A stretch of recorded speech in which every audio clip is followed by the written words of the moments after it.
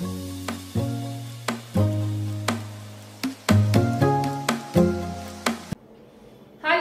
गुटेन टाग. आज आपण जर्मन मधले मंथ्स बघणार आहोत. दी मोनाट. जानुवार, फेब्रुवार, मॅर्स, एप्रिल, मई, जूनी, जुली, ऑगस्ट, सप्टेंबर, ऑक्टोबर, नोव्हेंबर, डिसेंबर. वान haben Sie Geburtstag?